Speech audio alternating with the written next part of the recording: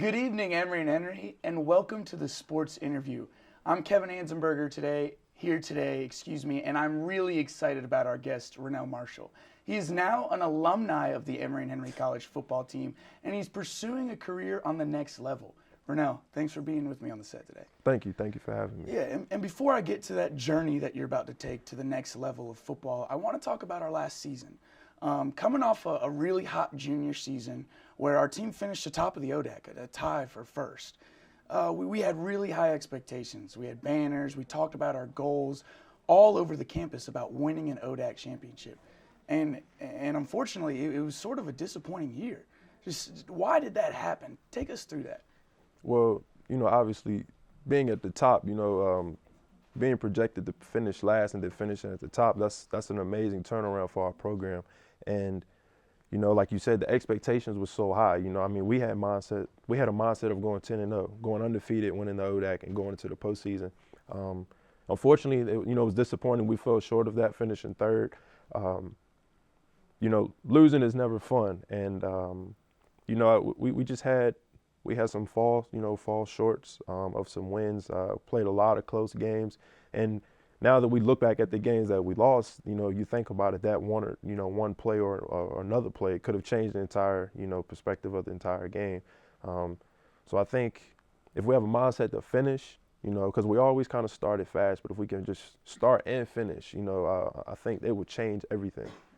And now moving on, you have a great opportunity ahead of you. A regional combine on February 28th, and you've played in 2 bowl games, the Senior Classic down in Myrtle Beach and another bowl game in Miami, Florida. Talk about those experiences for you. Like I said before, the experience was great just to be able to keep playing football, most importantly, but to actually show off my skills at another level.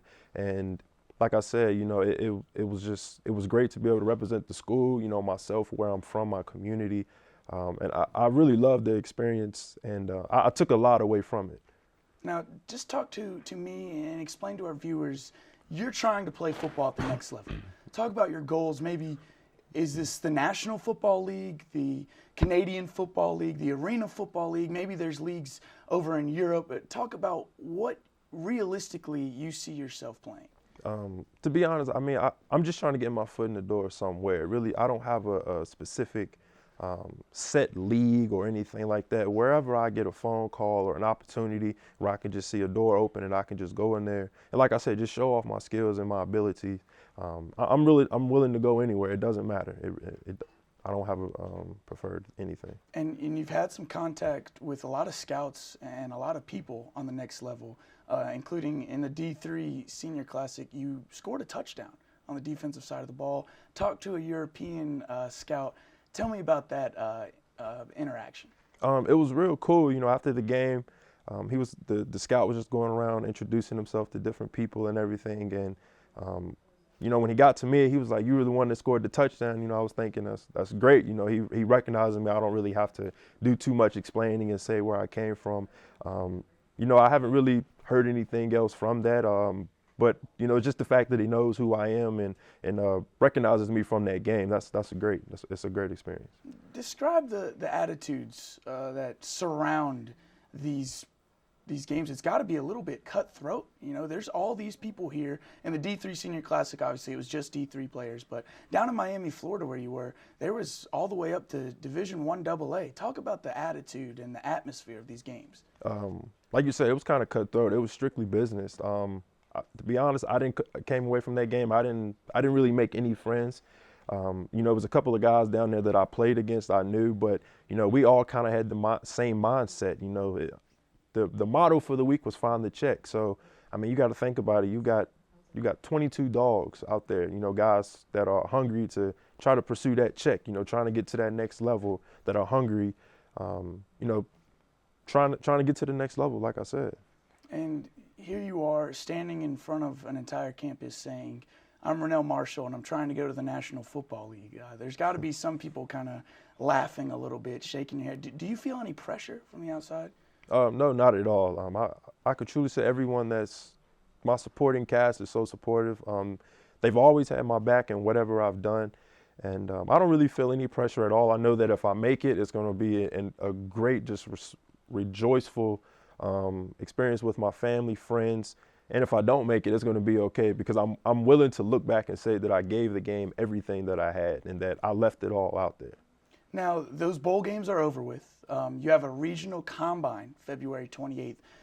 For people who may not know football that well, how does the training and what does that combine entail?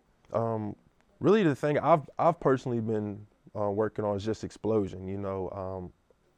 The thing is, it's a numbers game. If you can go for that one particular day and put up the best numbers that you can, then the possibility of you getting a phone call or advancing to the next combine is really high. So the thing for me, I've just been in training and working on explosion, exploding from one point to the next. And I feel like I've done a good job. Obviously, it's some things I need to work on, which is what I'm doing right now. I try to work out at least 3 times a week and try to do some things on the field or in the gym 2 times a week. So for me, it's a busy schedule, 5 days a week. I'm working hard, trying to do everything I can. And personally, I try to look at myself and say, what are Rennell Marshall's weaknesses? I can kind of fix my strengths a little bit, but my weaknesses, I gotta focus on those a little bit more. So you're going to be at this combine doing 40-yard dashes, all these different exercises. And at some moments, you're going to look over on the sideline and see a guy with a clipboard with an NFL team's logo on his hat. How does that affect you?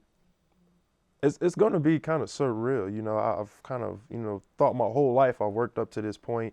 Only thing I can do is just, stay within myself, be myself, don't change who I am at all. Because those scouts are there, they're doing their job. They're looking for one particular person. They're looking, I don't know what they're looking for in the individual. Like I said, I'm just going to be myself and, just let my talent speak for itself. I don't want to do a whole lot of talking on the outside because I think that kind of takes away from, the type of person that you are. Absolutely. And what has Coach Newsom had to say about this? How has his interaction with you been in these past couple months? He's been real supportive. I haven't really talked too much with him about it. Just briefly, I've kind of kept him up to date on certain things that I have coming up. But he's very supportive. I mean, I think he's an E&H guy. He wants to see someone that played for him and who is an E&H guy, go on to the next level. So. All right, well, I really appreciate you being here on the set, and we wish you the best of luck. February 28th is the big day, right? Yeah. Absolutely. Well, it's Rennell Marshall, a middle linebacker that played for the Wasps, has had a very established career. And, of course, as always, I'm Kevin Ansenberger. This was a sports interview. We will now send it over to the Sports Update.